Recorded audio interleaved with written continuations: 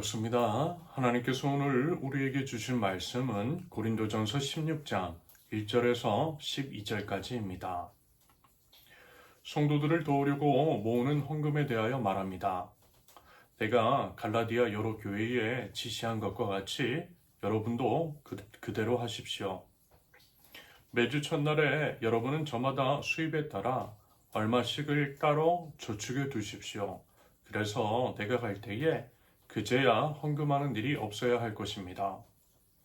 내가 그리로 가게 되면 그때에 여러분이 선정한 사람에게 내가 편지를 써 주어서 그가 여러분의 선물을 가지고 예루살렘으로 가게 하겠습니다. 나도 가는 것이 좋다면 그들은 나와 함께 갈 것입니다. 나는 마케도니아를 거쳐서 여러분에게로 가겠습니다. 내가 마케도니아를 지나서 여러분에게로 가면 얼마 동안은 함께 지낼 것이고 어쩌면 겨울을 나게 될지도 모르겠습니다. 그 다음에 여러분은 내가 가려는 곳으로 나를 보내주시기를 바랍니다. 지금 나는 지나가는 길에 잠깐 들러서 여러분을 만나보려는 것은 아닙니다. 주님께서 허락해 주시면 얼마 동안 여러분과 함께 머무르고 싶습니다. 그러나 오순절까지는 에베소에 머물러 있겠습니다. 나에게 큰 문이 활짝 열려서 일을 많이 할 수 있는 기회가 왔습니다. 그러나 방해를 하는 사람도 많이 있습니다. 디모데가 그리로 가거든 아무 두려움 없이 여러분과 함께 지낼 수 있도록 보살펴 주십시오. 그도 나와 마찬가지로 주님의 일을 하는 사람입니다. 그러므로 아무도 그를 업신 여겨서는 안 됩니다. 그리고 그가 내게로 돌아올 때에 그를 평안한 마음을 지니게 해서 보내주십시오. 나는 형제들과 함께 그를 기다리고 있습니다. 형제 아볼로에 대하여 말하겠습니다. 내가 그에게 다른 형제들과 함께 여러분에게 가라고 여러 번 권하였지만 그는 지금 갈 마음이 전혀 없습니다. 그러나 적절한 때가 오면 갈 것입니다. 아멘. 첫째, 나눔으로 동역하는 사람. 1절에서 4절까지.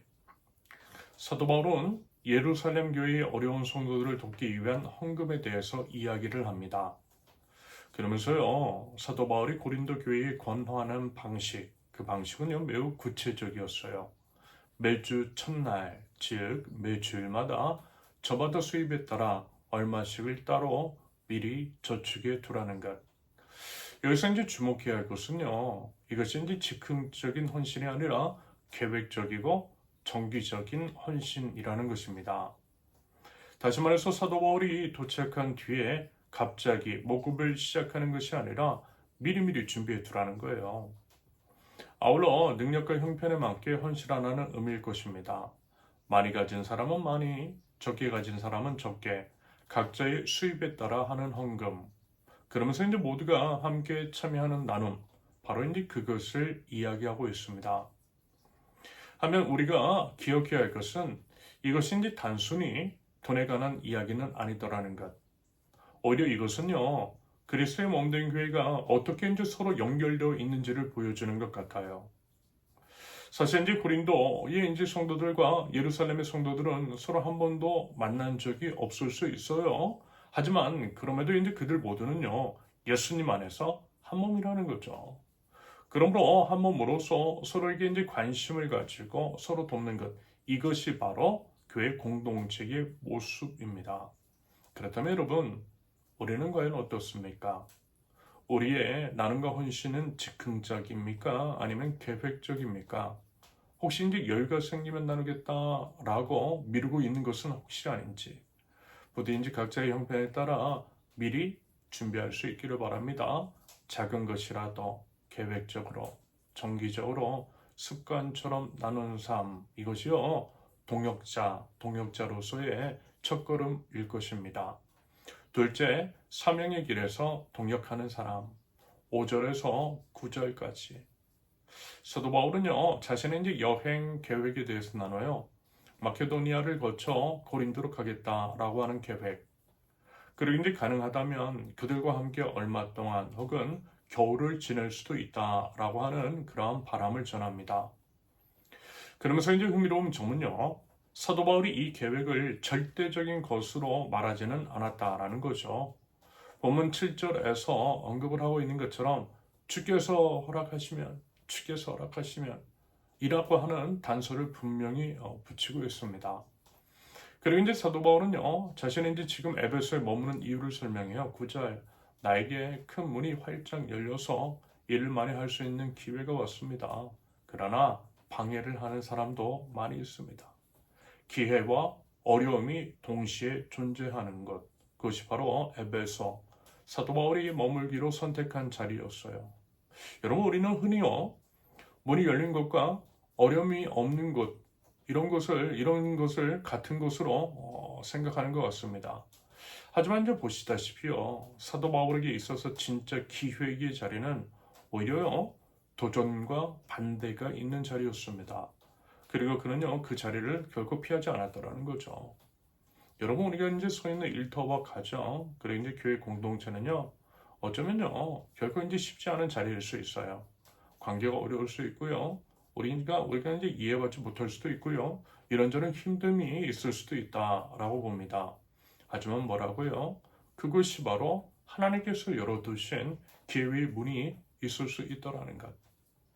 여러분, 동역자로 산다라고 하는 것은요, 그저 이제 편안한 자리에만 찾아다니는 것은 아닙니다.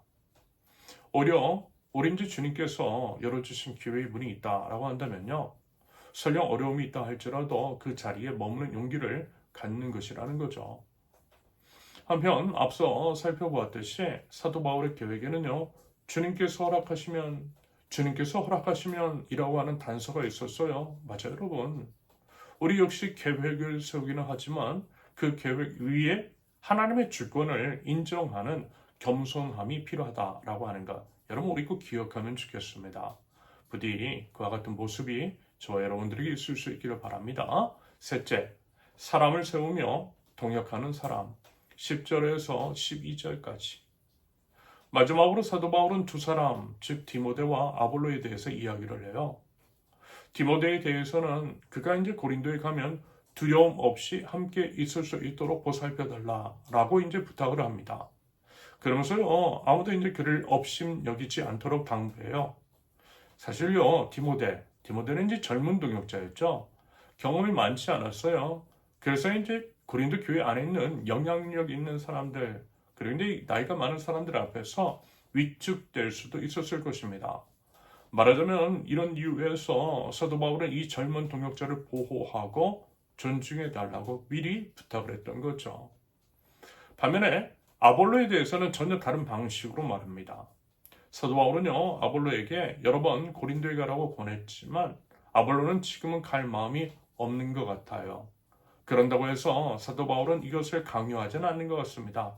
때가 되면 갈 것이라고 그렇게 이제 이야기를 하면서 아볼로의 이제 자유와 결정을 존중하고 있습니다. 사도 바울이 디모데와 아볼로에 대한 이러한 부탁의 이야기 보니까 하나의 공통점이 엿보여요. 그것은요, 사람을 세우는 방식입니다. 디모데에게는요, 보호와 격려 같은 것들이 필요했던 것 같고요. 아볼로에게는 자유와 존중이 필요했습니다.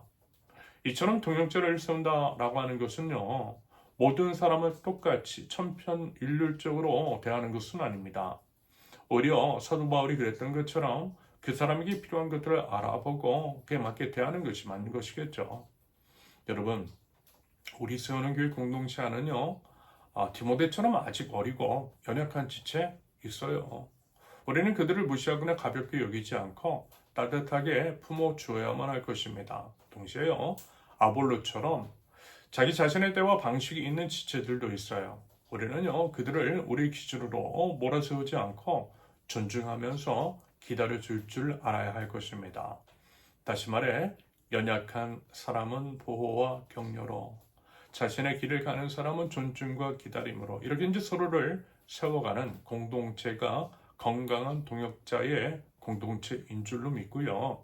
부디 우리 이제 세우는 교회 공동체가요, 그와 같은 공동체를 향해 나갈 수 있기를 예수님의 이름으로 축원합니다. 함께 기도합니다. 아버지 하나님, 저희들 한 사람 한 사람이 교회 공동체 안에서 동역자로 부름받은 존재임을 다시 한번 깨닫게 하옵소서. 저희 나눔이 계획적이고 신실한 헌실이 되게 하시고 저희가 이제 서 있는 자리에서 어려움이 있다 할지라도 우리 주님께서 열어주신 기회의 문을 바라보면서 담대히 나아가게 하옵소서.